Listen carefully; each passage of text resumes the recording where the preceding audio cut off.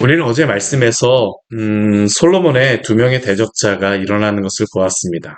에돔왕 하닥과 아람왕 르손이 일어났죠. 하나님께서 그들을 세우신 것입니다.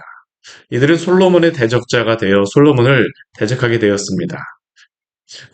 그런데 왜 이들이 이렇게 세워지고 하나님께서 왜 이들을 솔로몬의 대적자로다 사용하실까요? 이들이 스스로 일어나는 게 아니라 우리가 계속적으로 말씀을 보는 것 같이 하나님이 그렇게 일으켜 주셨습니다. 왜 그렇습니까? 사랑의 방향이 바뀌었기 때문입니다. 여디디아라고 하는 그러한 이름을 가졌던 솔로몬. 이름이 참 아름다운 이름이죠. 하나님께 사랑을 받는 자. 샬롬이라고 하는 그러한 이름을 가졌던 솔로몬이 왜 샬롬이 깨지게 되었습니까? 사랑의 방향이 바뀌었기 때문입니다. 하나님을 사랑하였던 그 솔로몬이 하나님을 사랑하는 것이 아니라 이 세상을 더 사랑하게 되었습니다. 뭐 하나님에 대해서 완전히 잊어버렸다는 것은 아니죠. 그러나 그는 이방 여인들을 취하면서 그의 사랑의 방향이 하나님이 아니라 이제는 세상의 많은 것이 되었습니다.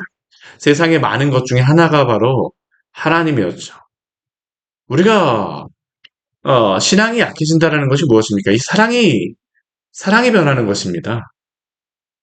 유일하신 하나님이 아니라 많은 세상의 것들 중에 하나, 나의 많은 시간 중에 한 부분, 나의 인생의 많은 부분 중에 어떠한 한 부분, 이렇게 하나님을 대우하는 것이 바로 우리가 신앙의 내리막길, 타락의 길로 가는 것입니다.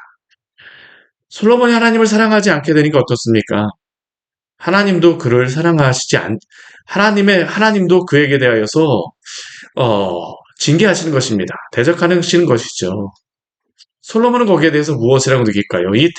이 대적이라고 하는 단어가 사단이라는 그러한 단어입니다. 대적자, 참소하는 자, 그러한 의미인데, 왜 하나님이 나에 대하여서 대적하실까? 본질적인 것은 솔로몬이 하나님을 사랑하지 않고 하나님을 대적하였기 때문입니다. 사랑의 방향이 바뀌었기 때문입니다. 사랑의 방향이 바뀜으로 말미암아 나타나는 현상이 무엇일까요? 하나님의 말씀을 중히 여기지 않습니다. 이게 계속적으로 구약 성경에 나와 있는 그러한 그 말씀이죠. 오늘 말씀도 또 다른 대적자를 우리에게 소개하고 있습니다. 우리 26절 말씀에 보게 되면 솔로몬의 신하 느밧의 아들 여로보암이 또한 손을 들어 왕을 대적하였다라고 말씀하고 있죠. 솔로몬의 신하였습니다. 이 여로보암이라고 하는 사람. 근데 손을 들어서 왕을 대적합니다. 그는 출신이 에브라임 족속이라고 이야기합니다. 에브라임 족속. 그는 원래 솔로몬의 신하로서 그 예루살렘에 있던 밀로를 건축하였습니다.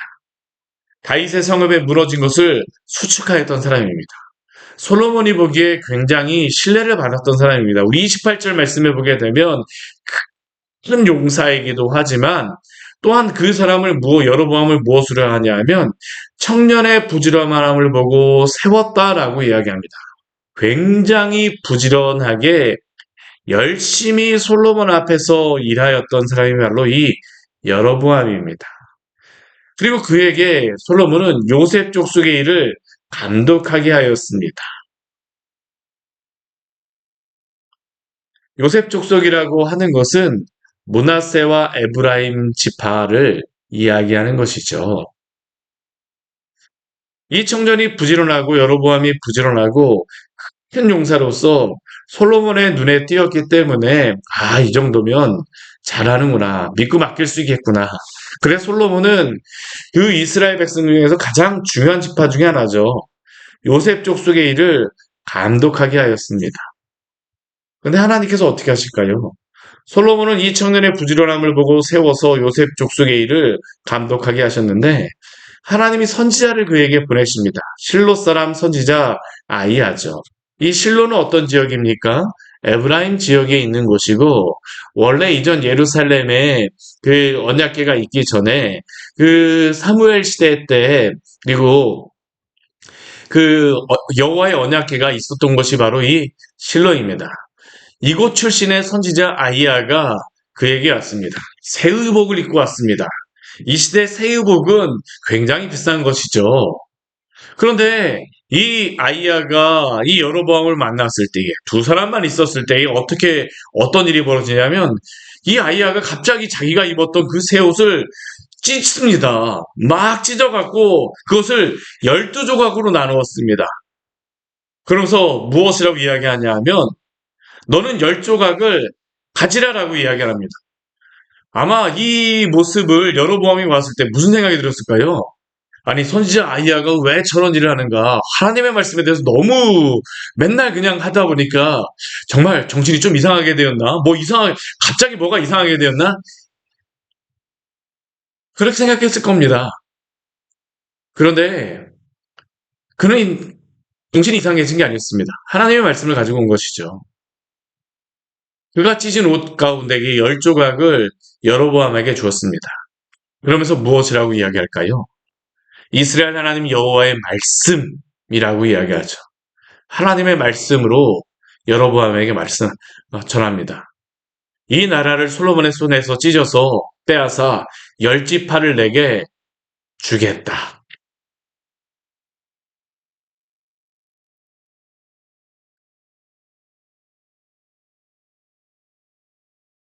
그리고 오직 한 지파만을 솔로몬에게 남기겠다라고 말씀하시죠. 이 에브라임 족속 같은 경우에는 어떠한 지파입니까? 우리가 그 구약 성경 앞부분을 계속 보게 되면 다윗이 일어나기 전까지는 장자 지파의 역할을 했던 그러한 지파가 바로 이 에브라임 지파입니다. 요셉 지파. 이 요셉 지파, 원래는 그 12개 지파였었는데 13개 지파가 되죠. 왜 그렇습니까? 요셉 지파를 두 지파의 몫을 줍니다. 에브라임과 므낫세. 두 몫을 준다라는 것은 그 지파가 장자의 역할을 한다라는 것이죠. 그런데 이 에브라임 족속이 이 장자 지파의 역할을 했었는데 하나님께서 다윗을 세우셨어요. 그리고 그를 왕으로 세우셨습니다. 그리고 그 장자 지파의 그러한 역할 같은 것을 유다 지파가 하게 하셨습니다. 근데 여전히 요셉 지파, 이 에브라임 지파는 장자 지파로서의 그러한 역할들이 그 안에서는 알게 모르게 있었던 것이죠. 안에 알력들이 있었습니다. 하나님이 이것을 사용하시는 것입니다. 유다 지파, 유다 산지의 북쪽에 있는 10개의 지파를 다 여로보암에게 주겠다라고 하시는 것이죠. 그리고 유일하게 한 지파만을 솔로몬에게 주겠다라고 말씀하십니다. 물론 이 한 지파라고 하는 것은 유다 지파 포함해서 또 다른 한 지파입니다. 그 지파가 베냐민 지파가 되어지는 겁니다. 그런데 왜 하나님께서는 솔로몬에게서 10지파를 빼앗아서 여로보암에게 주십니까? 오늘 33절 말씀해 보게 되면 그 이유를 이렇게 우리에게 말씀합니다. 이는 그들이 나를 버리고 그들이 하나님을 버렸기 때문입니다. 우리가 솔로몬이 왜 이렇게 되어졌느냐, 왜 하나님께서 그에게 대적을 세우셨느냐, 두 가지로서 우리에게 이야기합니다. 사랑의 방향이 바뀌었습니다. 두 번째 무엇입니까? 사랑의 방향이 바뀌니까 하나님을 버리게 되어지는 것이죠. 버린다라기보다는 완전히 버린다라기보다는 많은 것 중에 하나가 하나님이 되는 겁니다. 성경에서는 유일하신 하나님이라고 하는데 솔로몬이 하나님을 어떻게 대우하고 대접합니까? 솔로몬이 얻는 많은 것 중에 하나, 많은 우선순위 중에 하나가 바로 하나님이 되는 것입니다. 이게 바로 솔로몬이 하나님을 버리는 것이죠. 그러나 이렇게 대우하는 것은 하나님을 버리는 것입니다. 왜요? 하나님은 우리의 온전한 섬김을 받기 원하시기 때문입니다. 그 하나님을 사랑하지 않고 하나님을 버리게 되니까 많은 것 중에 하나가 되어져 버리니까 그 다음에 나타나는 현상이 무엇일까요? 우상숭배로 나타납니다. 우리 33절 말씀해 보게 되면 이렇게 이야기하죠. 시돈 사람의 여신 아스다롯, 모함의 신 그모스, 암몬 자손의 신 밀곰을 경배하며 하나님이 많은 신 중에 하나가 되어져 버리는 겁니다. 이게 바로 우상숭배입니다. 우리는 하나님을 사랑하지 않게 되면 항상 이 일이 벌어지게 됩니다. 우리는 이 시대 가운데 우상숭배를 하지 않는다고요? 성도들은 우상숭배를 하지 않는다고요? 아니요, 저는 그렇게 생각하지 않습니다.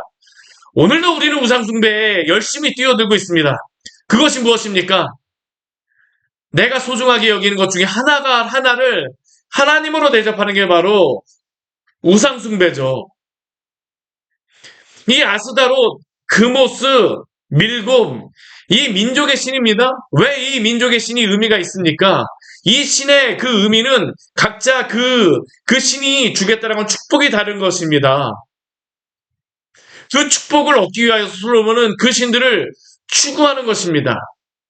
하나님을 구약의 그 성도들은 무엇이라고 생각하면 전쟁의 신이라고 생각하면 솔로몬이 그렇게 생각했는지 안 했는지는 잘 모르겠지만 그러나 솔로몬에게 분명히 일어났던 것은 무엇이냐 하면 하나님을 향한 유일한 사랑이 변하게 되어지니까 많은 신 중에 하나가 바로 하나님이 되었습니다. 우리는 어떻습니까?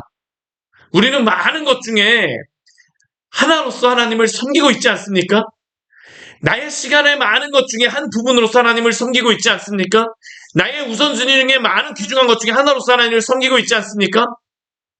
그렇다면 우리는 우리의 신앙이 내리막길로 가고 있다는 것을 기억하시기를 바랍니다. 우리가 이 우상숭배의 신앙의 내리막길로 가게 되면 그 다음에 벌어지는 일이 무엇일까요? 하나님의 말씀을 소중하게 여기지를 않습니다. 우리 33절 뒤의 말씀에 보게 되면 이렇게 이야기하죠. 그의 아버지 다윗이 행한 같이 아니하여 내 길로 행하지 아니하며. 다윗이 행하였던 것은 무엇일까요? 하나님을 가장 소중하게 여기는 것입니다. 하나님을 가장 사랑하는 것입니다. 하나님의 길로 행한다라는 것은 하나님의 말씀을 순종하는 것입니다. 하나님의 그 말씀, 그 법도와 율례를 많은 것 중에 하나로 여기게 되죠. 오늘날 이 시대 사람들이 많은 그리스도인들이 성경에 대하여 갖는 것도 그러한 태도입니다. 우리는 성경에 대해서 어떻게 생각합니까? 많은 책 중에 하나로서 생각합니다. 어디로부터 일어나는 걸까요? 하나님을 많은 신 중에 하나로 생각하기 때문입니다. 신앙의 내리막길은 단계가 있습니다. 하나님을 사랑하지 않게 되니까 하나님을 버리게 되죠. 많은 것 중에 하나로 여기게 됩니다. 그러게 되니까 하나님의 말씀을 그냥 많은 세상 사람들이 많은 책 중에 하나로서 여기게 되어집니다. 자유주의 신학이 무엇입니까? 많은 책 중에 하나로 여기는 것이 바로 자유주의입니다. 신학적으로 뭐 그런 것이라기보다는 하나님의 말씀에 대한 우선순위가 떨어지는 것입니다. 하나님의 법도와 율례를 귀중하게 여기지를 않습니다. 십계명의 말씀을 그냥 하찮게 여겨버리죠. 하찮게 여긴다는 것이 전혀 의미 없이 둔다는 게 아닙니다. 그 10가지의 계명에 대하여서 그냥 이 세상의 여러 가지 많은 문화 중에 많은 세상의 사람들이 생각하는 그러한 그 지식 중에 한 가지로서 생각합니다. 오늘날 우리는 어떻습니까? 왜 우리가 이 시대 가운데 동성애와 많은 그러한 낙태라던가 많은 그러한 것들을 행합니까? 하나님의 법을 소중하게 여기지 않기 때문입니다. 그리스도인들조차도 거기에 동조합니다. 왜 그럴까요? 하나님을 사랑하지 않기 때문입니다. 하나님을 버렸기 때문입니다. 하나님의 말씀을 많은 책들 가운데 하나로 여기기 때문이죠. 솔로몬이 바로 이렇게 행하였습니다. 많은 것 중에 하나. 많은 것 중에 하나. 그 많은 것 중에 가장 귀중한 것은 무엇일까요? 내 생각에는입니다. 내 생각에는. 내 생각에는이 제일 법칙이 되어집니다. 십계명이 1계명이 되어버리죠. 내 생각에는. 두 번째는 무엇입니까? 다른 사람들이 생각하기에는, 다른 사람들이 말하기에는 우리가 하나님의 말씀을 왜 안 지킵니까? 두 가지입니다. 내 생각에는 다른 사람들이 그렇게 행하기 때문에 우리가 왜 하나님의 나를 소중하게 여기지 않습니까? 우리가 왜 하나님에 대하여서 하찮게 여기면서 하나님에 대하여서 왜 그렇게 행동합니까? 내 생각에는 다른 사람들이 이렇게 행하기 때문에, 다른 교회가 이렇게 하기 때문에, 다른 그리스도인들이 이렇게 행하기 때문에, 세상의 사람들이 이렇게 행하기 때문에, 이 책에서 이렇게 말하고 있기 때문에, 세상의 지식인 중에 누구 한 명 유명한 그러한 그 문학자가, 철학자가 이렇게 말하였기 때문에, 이 시대 문화가 이렇게 말하기 때문에 아니요, 하나님의 말씀은 그렇게 말씀하지 않습니다. 우리는 어떤 길에 서 있습니까? 오늘 아주 분명히 말씀하시죠. 다윗이 행한 같지 아니하여 내 길로 행하지 아니하며. 다윗이 중요한 게 아닙니다. 다윗은 예로 주신 것이죠. 다윗은 하나님의 말씀을 사랑하여 순종하였던 그런 사람입니다. 그랬다 해갖고 말씀을 그냥 막 율법적으로 지키라는 게 아닙니다. 어떻게 하나님을 지킵니까? 사랑함으로 지키는 것입니다. 이 사랑이라는 게 빠질 수가 없어요. 우리의 사랑이 어디로 향하고 있습니까? 하나님을 사랑하지 않기 때문에 하나님을 버리는 것입니다. 하나님의 율법을 지키지 않게 됩니다.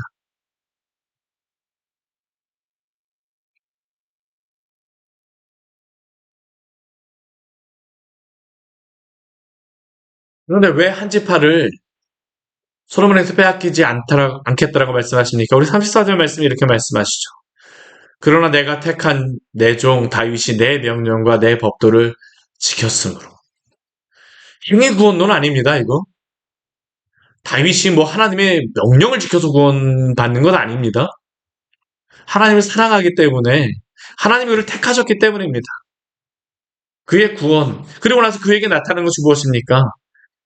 하나님을 택함 받은 성도에게는 하나님의 명령과 법도를 지킴으로써 그 삶에서 열매로서 나타나는 것입니다. 근데 솔로몬조차도 어떻습니까? 그렇지 못하다라는 겁니다. 솔로몬의 인생은 정확하게 반으로 나누어지죠. 앞에는 하나님을 사랑하는 그러한 인생이었었는데 후반부로다 가게 되면 적절하게 타협하는 그러한 모습들이 나타나는 것 같습니다. 10장 전까지는 적절하게 뭐 하나님의 영광, 하나님께 축복을 받는 것 같지만 한편에서는 타협하고자 하는 그 마음, 모습이 나타나는 겁니다. 근데 나중에 하면 어떻습니까? 사랑의 방향이 완전히 바뀌어져 버리게 누가 보기에도 그렇습니다. 그러니까 그 다음서부터 어떤 일이 벌어집니까? 솔로몬에게 대적자가 일어나는 것이죠. 하나님이 그에 대하여서 대적하시기 때문입니다. 아니, 하나님 대적하시긴다라기보다는 솔로몬이 하나님께서 돌아섰기 때문입니다. 돌아섰기 때문이죠.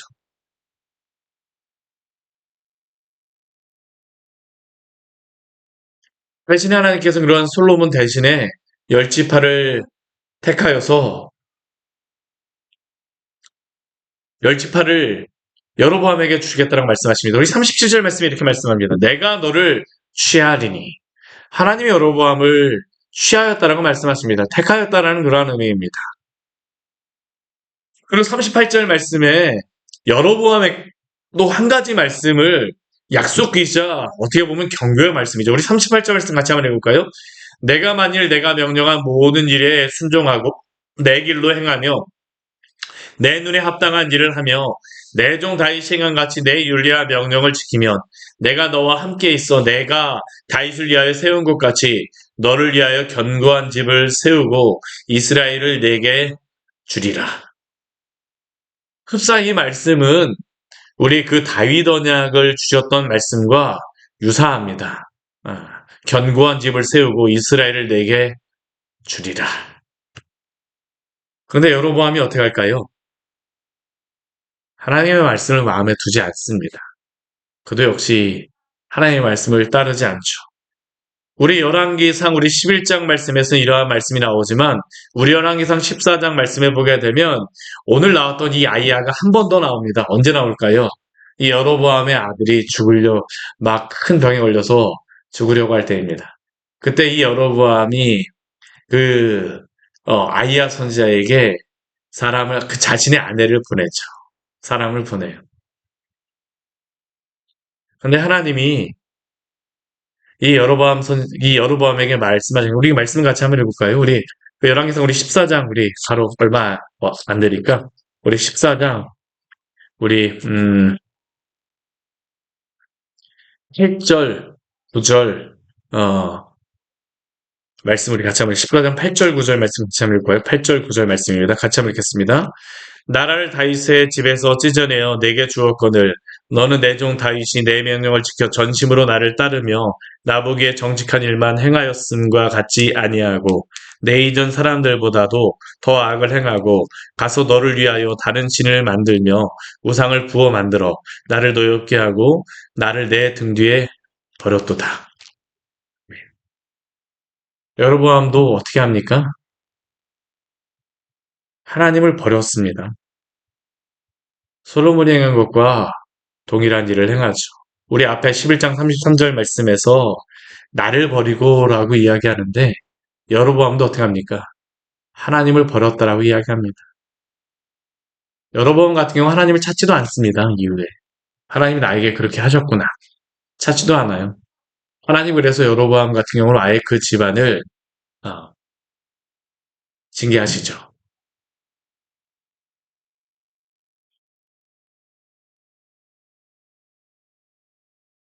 오늘 그 40절 이후의 말씀에 보게 되면 43절 말씀에 보게 되면 솔로몬의 그러한 마지막이 나옵니다. 솔로몬이 여로보암을 죽이려 합니다. 왜 죽이려 할까요? 이러한 이야기를 들었기 때문입니다. 근데 솔로몬이 여로보암을 죽이려 하는 게 맞겠습니까? 아닙니다. 이러한 이야기를 듣게 되면 솔로몬은 하나님께 회개하여야 됐습니다. 근데 솔로몬은 어떻게 할까요? 회개하지 않아요. 오히려 하나님이 이루시는 일에 대해서 대적을 하고 있죠. 하나님이 여로보암을 세우시는 것인데 여로보암을 죽이려고 합니다. 하나님의 일을 막는 것입니다. 그리고 여로보암이 시삭에게로 도망갔다라고 이야기를 합니다. 다시 애굽 왕 바로를 사용하시는 것입니다. 이 시삭이 여로보암을 잘 보여줍니다. 나중에 어떻게 할까요? 여로보암을 보내갖고 그 두 나라를 찍고 나서 시삭이 와서 이 남유다와 북유다를 한번 싹 정리하고 합니다.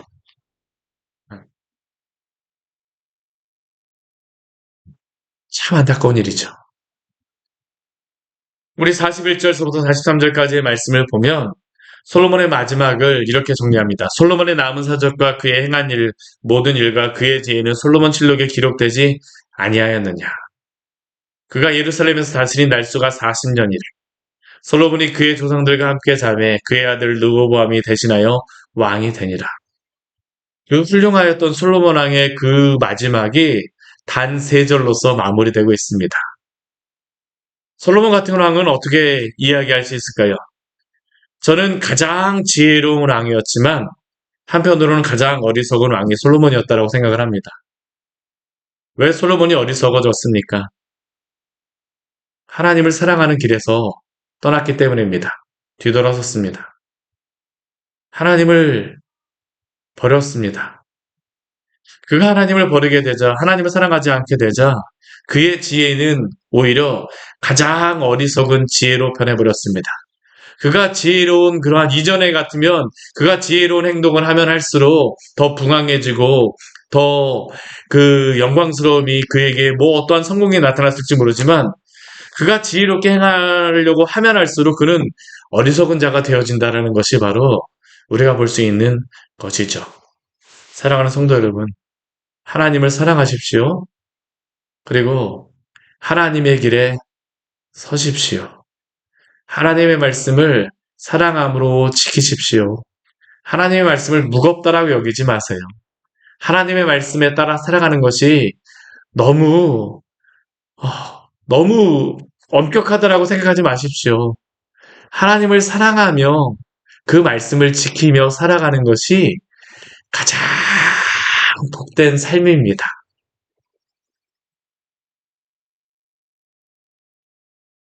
하나님의 복된 성도로 오늘도 살아가시기를 축원합니다. 같이 기도하도록 하겠습니다. 하나님 아버지 오늘 말씀을 통해서 우리